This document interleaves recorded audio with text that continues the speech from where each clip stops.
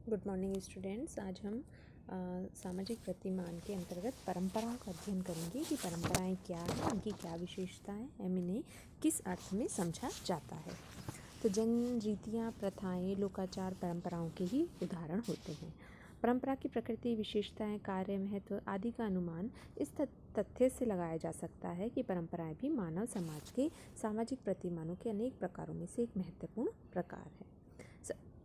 सभी सामाजिक प्रतिमानों के प्रकार परंपरा के विभिन्न उदाहरण हैं। इस संदर्भ में थियोडोरसन का मानना था कि एक सामाजिक प्रथा सामाजिकरण की प्रक्रिया द्वारा एक पीढ़ी से दूसरी पीढ़ी को हस्तांतरित होती है, वह परंपरा कहलाएगी। परंपरा को अनेक दृष्टिकोणों से समझा जा सकता है। जैसे विरासत के रूप में परंपरा, जैसे कि विरासत के रूप में शाब्दिक अर्थ में विभिन्न परंपराओं की, जैसे सामाजिक विरासत क्या है, तो परंपरा को सामाजिक विरासत के रूप में समझा जा सकता है। विरासत का अर्थ होता है एक पीढ़ी से दूसरी पीढ़ी को संचारण होना। विरासत हम अपने सामान्य बोलचाल में शब्द का उपयोग करते हैं कि विरासत क्या है, तो विरासत है एक पीढ़ी से दूसरी पीढ़ी में संचारण करना किसी भी चीज़ का। तो परंपरा का भी यही प्रक्रिया है कि जिसमें सामाजिक विचार, मूल्य, व्यवहार, लोक कथाएं आदि प्राचीन पीढ़ी से नवीन पीढ़ी को संचारित होती है। इस अर्थ में अभौतिक संस्कृति का भी अंग होता है। ये सामाजिक विरासत विचारों, मूल्यों, भावनाओं आदि को मौखिक अथवा लिखित रूप किसी रूप में भी पीढ़ी दर पीढ़ी हस्तांतरित होती रहती है। इसका मतलब है कि कहने का आशय हम ये कह सकते हैं कि परंपरा हमारी एक सामाजिक धरोहर है, जिसमें हमारे मूल्य हैं, हमारे विश्वास हैं, हमारी भावनाएं होती है, तथा ये मूल्य, ये विश्वास, ये भावनाएं एक पीढ़ी से दूसरी पीढ़ी में हस्तांतरित होती रहती है, संचरित होती रहती है। अब हम बात करते हैं परंपरा का अर्थ एवं परिभाषा के बारे में कि परंपरा का अर्थ क्या है तथा इसकी क्या परिभाषाएं हैं। तो परंपरा का अर्थ संस्कृत के परंपर से निर्मित है। संस्कृत शब्द के परंपर से इसका अर्थ लिया जा सकता है, जैसा कि अंग्रेजी शब्द ट्रांजिशन से ट्रांसमिशन यानी हैंड ओवर करना, यानी किसी दूसरे को हस्तांतरित करना। तो परंपरा की विशेषताओं में जैसे कि रॉस महोदय ने इसके बारे में बताया था। रॉस ने बताया था कि परंपरा का अर्थ होता है चिंतन तथा विश्वास करने की विधि का हस्तांतरण होना, यानी हम जो सोचते हैं तथा हमारे जो विश्वास हैं उसको एक पीढ़ी से दूसरी पीढ़ी में हस्तांतरित करने का कार्य कहलाता है परंपरा। उसी प्रकार गिंग्सबर्ग के अनुसार परंपरा का अर्थ उन संपूर्ण विचारों, आदतों तथा प्रथाओं के योग से है जो एक समूह की विशेषता है तथा जो एक पीढ़ी से दूसरी पीढ़ी को हस्तांतरित होती रहती है। उसी प्रकार फेयरचाइल्ड के अनुसार परंपरा प्रमुख रूप से विचार करने तथा महसूस करने का एक तरीका है जो एक पीढ़ी से दूसरी पीढ़ी को हस्तांतरित होता है। दार्शनिक दृष्टिकोणों के अनुसार परंपरा से तात्पर्य ऐसे मूल्यों से है जो मानव समाज में प्राचीन काल से चले आ रहे हैं और समय पर उनका कोई प्रभाव नहीं पड़ता, यानी वो समय से इफेक्ट नहीं होते हैं, वो उनका संचरण, उनका हस्तांतरण निरंतर चलता जा रहा है।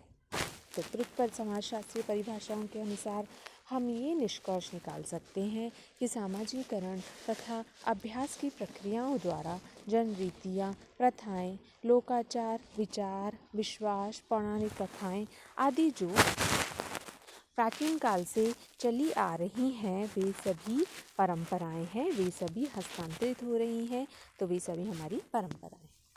इस प्रकार हमने परंपरा का अर्थ समझा तथा विभिन्न विद्वानों द्वारा परंपरा के बारे में दी गई परिभाषा के बारे में समझा। अब हम बात करते हैं परंपरा की विशेषताएं कि परंपरा की क्या क्या विशेषताएं होती हैं। तो सबसे पहले मैं बात करूं तो वो होता है अमूर्तता, यानी अमूर्त बोला गया है क्योंकि इसके अंदर कोई वस्तु नहीं अपितु दार्शनिक चीज़ें, अदृश्य चीज़ें जैसे कि हमारी भावनाएं, हमारे विश्वास, हमारे मूल्य आदि एक पीढ़ी से दूसरी पीढ़ी में हस्तांतरित होते हैं। उसी प्रकार इसका नाम है संचरण। तो क्योंकि यह एक पीढ़ी से दूसरी पीढ़ी में संचरित होती हैं, चली जाती हैं, इसलिए इसका दूसरा महत्वपूर्ण गुण होता है संचरण। तीसरा है निरंतरता। क्योंकि परंपराएं एक पीढ़ी से दूसरी पीढ़ी में हस्तांतरित होती है, इसलिए इसमें निरंतरता का गुण पाया जाता है। परंपराएं मानव समूह समाज की अनेक आवश्यकताओं की पूर्ति करती है, इसलिए समाज में निरंतर चलती रहती है। सभी समाजशास्त्रियों तथा विद्वानों ने कहा था कि परंपराएं जो हैं वो सामाजिक विरासत है तथा यह पीढ़ी दर पीढ़ी एक पीढ़ी से दूसरी पीढ़ी में हस्तांतरित होती चली जाती है। नेक्स्ट है ऐतिहासिकता। तो परंपराओं का इतिहास बहुत पुराना है, यह हजारों वर्षों से चलती आ रही हैं। परंपराएं ऐतिहासिक है, वह नूतन है, वह आधुनिक है। नेक्स्ट है सापेक्षता।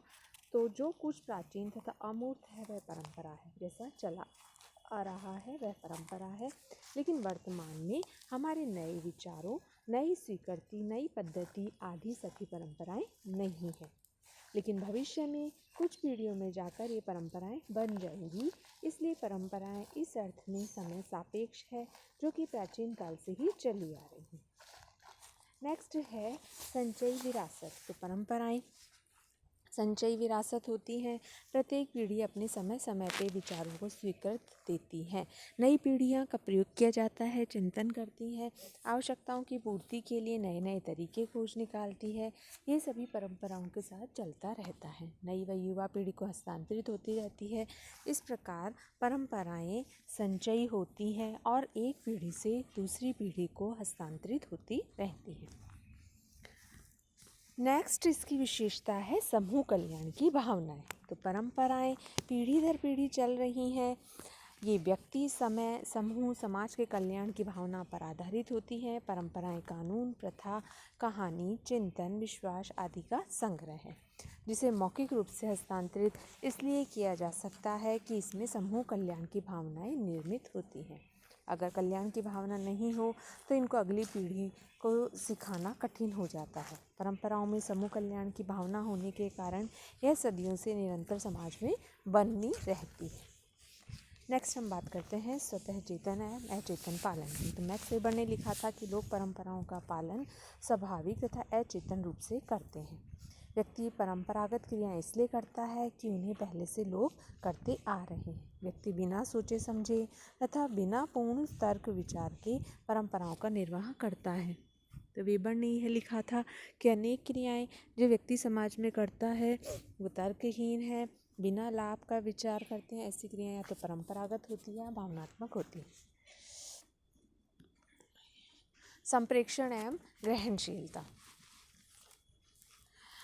कि परंपराओं का संप्रेषण नई तथा युवा पीढ़ी को ग्रहणशीलता पर निर्भर करता है। जब नई पीढ़ी को पुरानी तथा वृद्ध पीढ़ी द्वारा परंपरा का ज्ञान कराया एवं सिखाया जाता है तो सीखने तथा परंपरा को ग्रहण करने का एक पीढ़ी से दूसरी पीढ़ी में संप्रेषण संभव है। इसलिए हम कह सकते हैं कि जो परंपराएं होती हैं वो एक पीढ़ी से दूसरी पीढ़ी में हस्तांतरित होती रहती हैं। स्थिर फिर भी गतिशील, यानी परंपराएं जो हैं स्थिर होती हैं, परंपराएं कठोर होती हैं, वे अपरिवर्तनशील होती हैं। परंपराएं प्राचीन हैं, उसमें परिवर्तन बहुत जल्दी नहीं होता है, लेकिन फिर संशोधन तथा रूपांतरण शोधन इतना धीरे धीरे होता है कि जन सामान्य को इसके बारे में पता भी नहीं चलता है। नेक्स्ट है अनुभवों का प्रतीक। तो परंपराएं व्यक्ति, समूह, समाज के अनुभवों का परिणाम तथा प्रतीक होती हैं। इन विभिन्न स्तरों पर व्यक्ति, समूह तथा समाज निरंतर परीक्षण करते हैं और किन रीतियों विधियों से आवश्यकताएं पूर्ति होगी यानी कम समय में होगी उसका कम समय में होता है। तो परंपराएं जो परंपराओं का रूप ले लेते हैं वे अनुभवों के प्रतीक होते हैं।